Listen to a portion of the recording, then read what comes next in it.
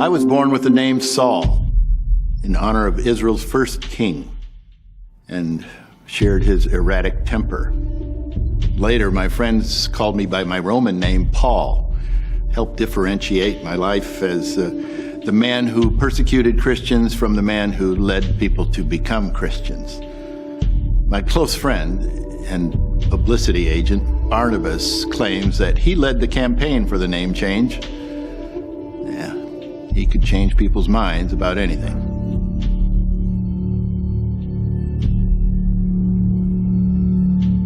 After the conversion of Cornelius, it was clear that God wanted people of all ethnic groups to become Christians. God chose a Jewish scholar to take the gospel to the entire world. I look at you and I am full of envy. Not because you're good looking, which you are.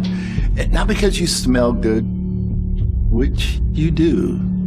And not because you have many earthly goods, which you have. I envy you because eyeglasses, invented in the 13th century, unfortunately for me. As was common, my eyesight started failing in my early 30s. I had to start having people read to me and write for me. The scrolls were too precious to waste on my increasingly large handwriting. Good thing I memorized much of the Old Testament as a young man, so I didn't have to own my own copies.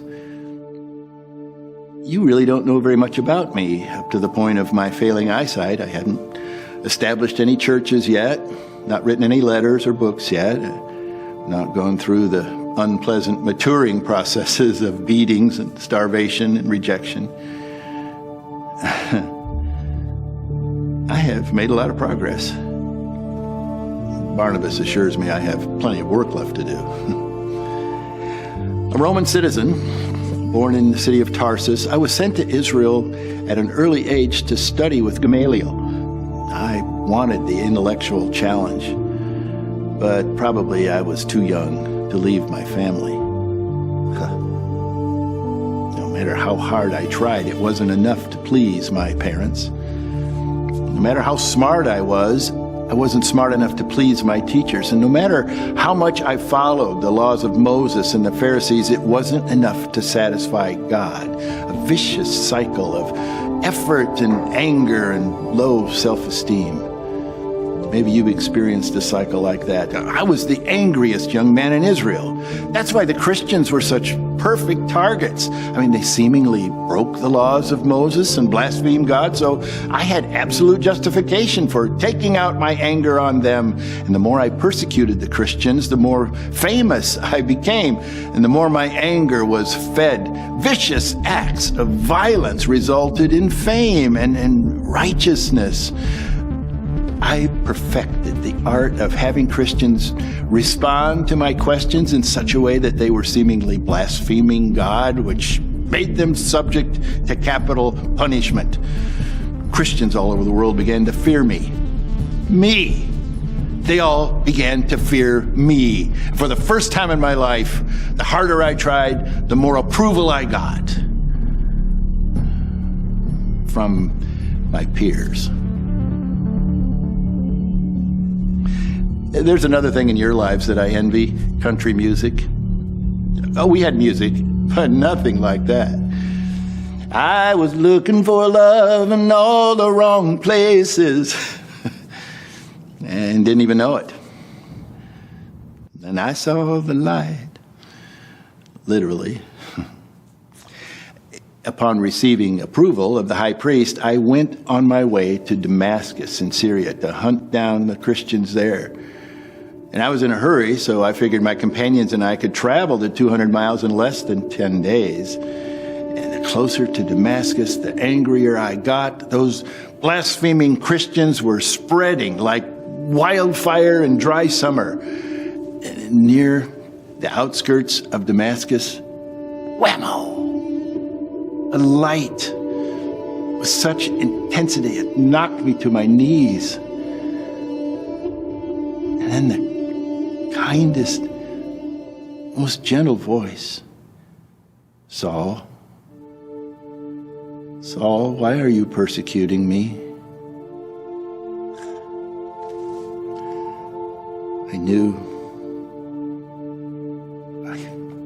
knew in a heartbeat the Christians were right. I was wrong. And then I said the stupidest thing ever. Who are you, Lord? The voice got even more gentle and kind. I am Jesus, whom you are persecuting. Now get up and go into the city, and you will be told what you must do.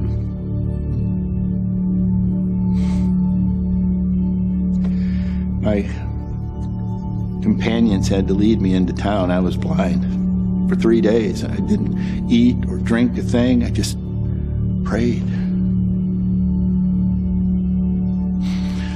I didn't know it then, but the Lord was preparing me for the next step. Well, He had been preparing me my whole life. Across town, another man, Ananias, was being prepared. Not Ananias, the husband of Sapphira, who the Holy Spirit killed.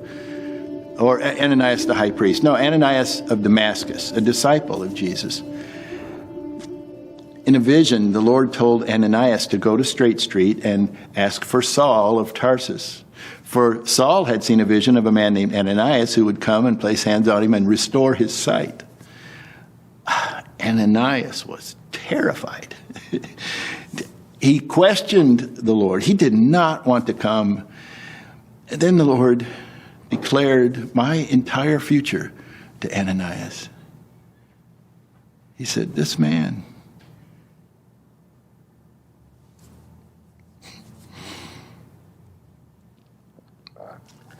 is my chosen instrument to proclaim my name to the Gentiles and their kings and to the people of Israel. And I will show him how much he must suffer for my name.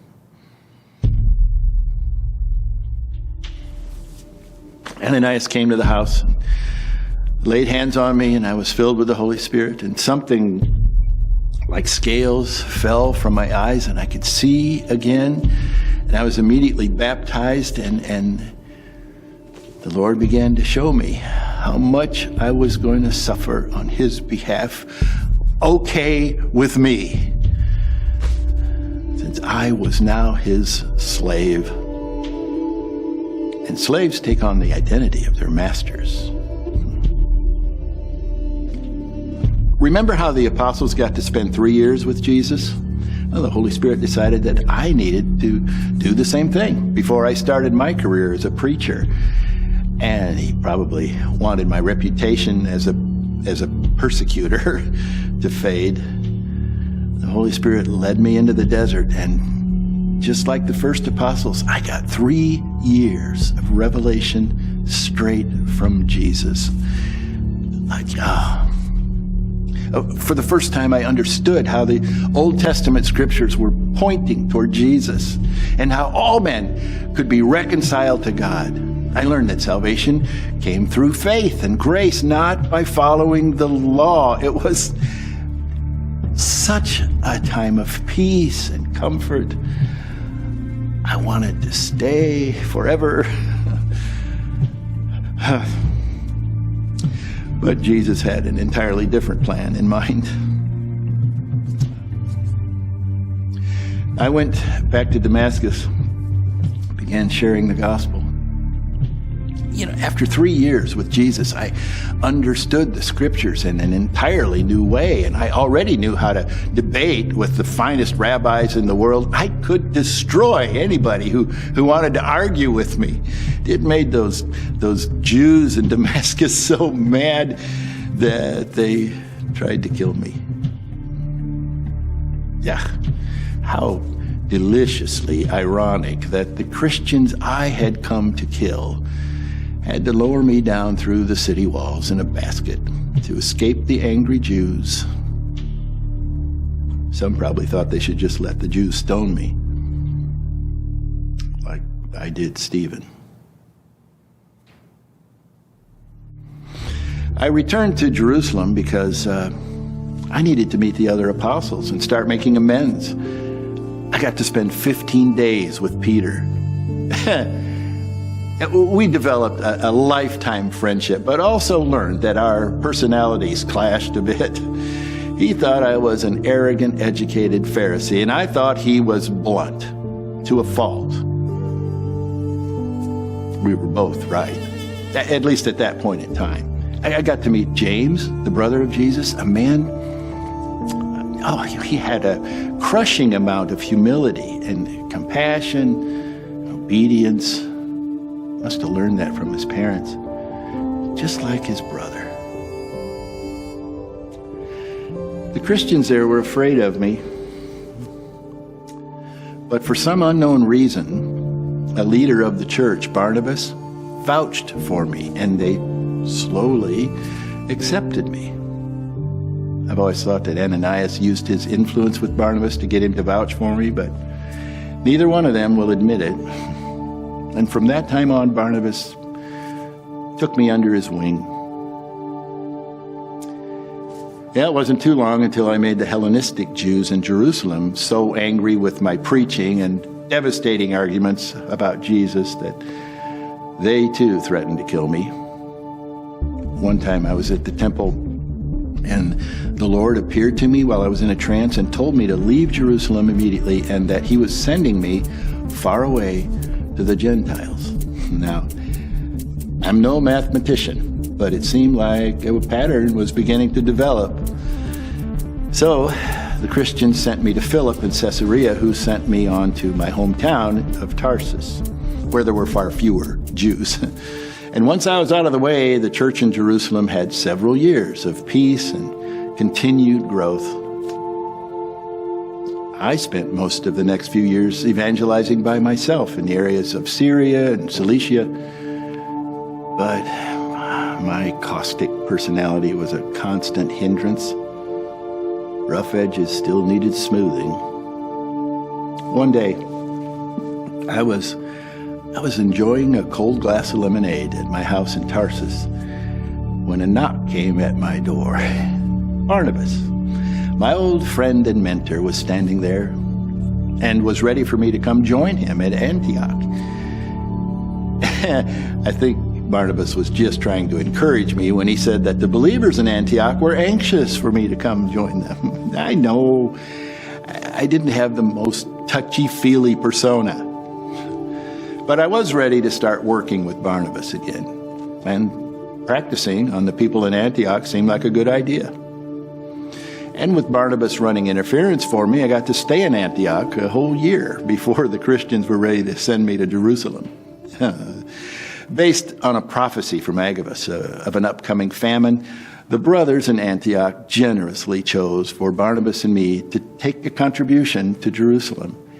Besides, I needed to go to Jerusalem to improve my friendships with the apostles and James, and to get their approval for my plans to evangelize Gentiles throughout Asia. Barnabas and I took my new young assistant, Titus, to Jerusalem. This was during the famine of Claudius, and the people of Israel were suffering greatly.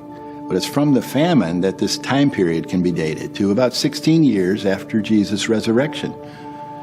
In Jerusalem, as we discussed the evangelization of the Gentiles, we agreed that the new Christians did not have to follow the laws of Moses. As an example, Titus was not required to be circumcised, to his great relief. Peter and the remaining apostles gave their approval to evangelize the Gentiles and sent me back to Antioch with instructions to do the very things that I wanted to do anyway. Barnabas brought his nephew, John Mark, with us. Our hope was that he would learn from Titus how to be a faithful assistant, although John Mark seemed like a spoiled rich kid to me. I'm hesitant to take John Mark on this upcoming journey, but I owe Barnabas so much that I'm not complaining. Well, I'm not complaining out loud. I am pouting a little. Jesus wants me to evangelize the Gentiles. I'm ready to go. When I think of how Luke will write about my story, being a doctor, I'm sure that he will make things look orderly. As a Christian, he will show us as the good guys in the white hats who always win in the end. Victors get to write history, and we Christians are far from being victors at this point in time. The Romans hardly know we Christians exist. Israel, just a tiny speck of the Roman Empire, and the Jews, just an unimportant irritant to the Romans. In Jerusalem and the rest of Israel, Judaism is the only important thing. All our lives as Jews revolve around following the laws of Moses in the best ways we know. And to the Jews, the Christians are the worst kinds of blasphemers. They completely misrepresent the character of God, and they worship a human as if he were God. It's nearly impossible for any of the common people to understand, but the Jewish leaders have an additional problem. If the Christians are right, then the Jewish leaders are wrong. This not only represents a theological problem, but it is a threat against the authority and wealth of the leaders. And the more the Christians grow in number and reputation, the more Judaism is threatened. So whether in Israel or in other countries, the arguments are growing angrier and more confused. The early arguments are all boiling down to one basic question. Will non-Jewish people be allowed to become Christians if they don't follow the laws of Moses? And when the Holy Spirit made it clear that non-Jewish people should become Christians, He didn't make it clear if they did or didn't have to follow the laws of Moses. And it's critically important, because if the Gentile Christians don't have to follow the laws of Moses, it is increasingly obvious that the Jewish Christians don't need to follow them either. It's been more than 15 years since Pentecost, and the Jews have persecuted the Christians in Israel and in other locations. It is a chaotic and unsure time for all of us. We don't know it yet, but ultimately the questions will disappear for a very unexpected reason, at least unexpected by the Jews. We Christians will be well prepared for it because Jesus has told us to expect it. In 70 AD, the Romans will completely destroy the temple in Jerusalem and expel the Jews that they don't kill. When the Jews cannot sacrifice or celebrate in the temple, their system of worship will have to be completely modified. Without the income of the temple, the Jewish leaders will lose all their economic power to control the people or threaten the Romans. And at the same time, the Christians will be growing quickly in numbers and economic power. It'll be almost overnight that the persecution from the Jews stops. That'll be the good news. The bad news will be that the Romans will soon start taking notice of the Christians and begin persecuting them. But that happens many years after the ending of Dr. Luke's second book. Well, this catches you up to the time when Barnabas and I start on our first long missionary journey to the Gentiles.